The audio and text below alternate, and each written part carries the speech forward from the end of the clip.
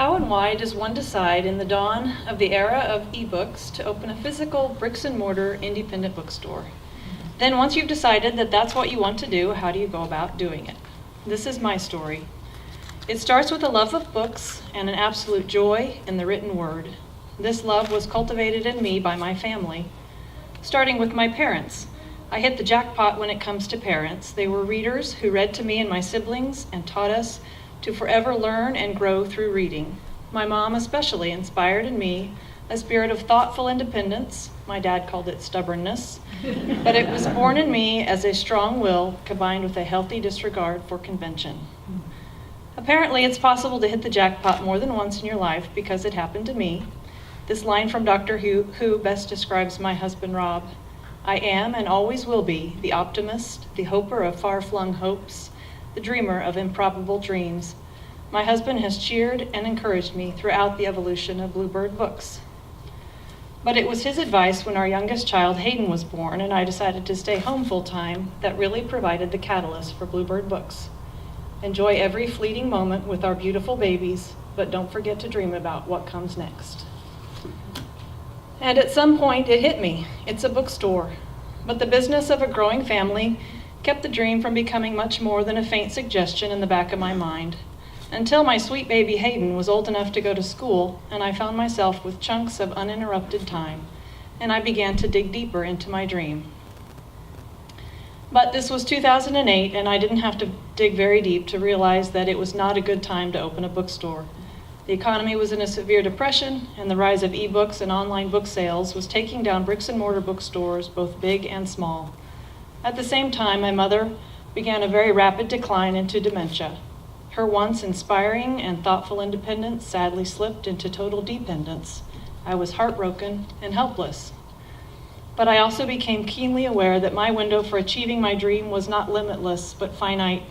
And so I got to work. I learned everything I could about the industry. I visited bookstores. I met with owners and publishers. I joined the American Booksellers Association. I wrote a business plan. I even attended a school for prospective booksellers.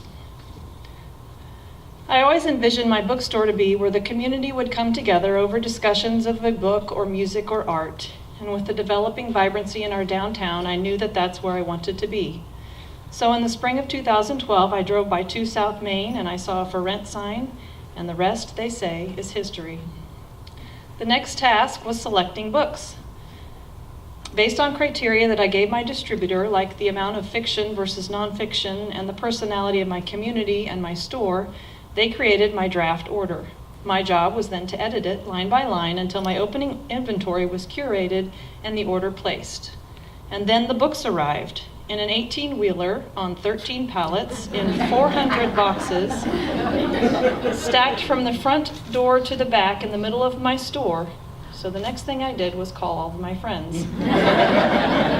It took many hours of not light work unboxing, sorting, and shelving each of the 10,000 books, but on November 15th, 2012, Bluebird Books opened for business. November 15th was the third Thursday, and the customers flowed in and embraced my store. I continue to be overwhelmed by the support of my customers and community. I love watching people make connections over a book in my store, and I am proud to carry the rallying cry of independent bookstores and local businesses alike. Buying local makes a difference. I am also proud to promote the power of the written word and the importance of community through many events like book clubs and book signings. And I love putting just the right book into the hands of readers, helping them discover what they may never find through computer algorithms or at a big box retailer. I believe in cultivating a love of literature, reading and youth, learning and reading in our youth. And at this Monster Day event, Julia helps the kids make monster slime and do monster activities, literally bringing the book Desmond Puckett Makes Monster Magic to life for young readers. Bluebird Books is the literary partner for community events like the Boys and Girls Club Book Club, local theater productions and camps, the Downtown Sculpture Walk, artist and author receptions, and local musicians. Partnerships like these and the USD 308 Battle of the Books competition, pictured here, all aim to enrich our community and inspire readers young and old. In the 1.5 years that Bluebird Books has been open, it's become a destination of sorts, inspiring customers to commemorate events like engagements, graduations, and even weddings. This couple decided the best place for a photo after tying the knot at the courthouse was the bookstore, of course. Since opening Bluebird Books, I've learned that I really love this industry. I love being able to rub elbows with big authors like Garrison Keillor and Sherman Alexie, and to learn their stories and to bring them to you. But it's equally thrilling to me to meet new authors who have yet to be discovered and to be able to put their book into your hands.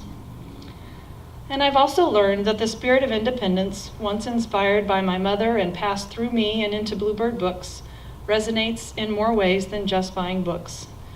And so I try to infuse this spirit into everything I do at Bluebird Books, to inspire my community to read, act, shop, eat, buy, think, be independent, because that's what makes each of us and our community unique.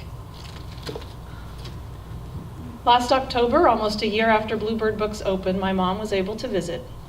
There are so many things to worry about when traveling with someone with dementia that getting a photo was the least of my thoughts. So I was so very thankful when my aunt took this picture, such as it is, of me and my mom in my bookstore. Bluebird Books is open, but my journey is far from over. There is far more to my dreaming, though what shape or form it will take, I can't say. With an incessant dreamer and a champion planner, with the impassioned support of my community, I can only say the possibilities are limitless.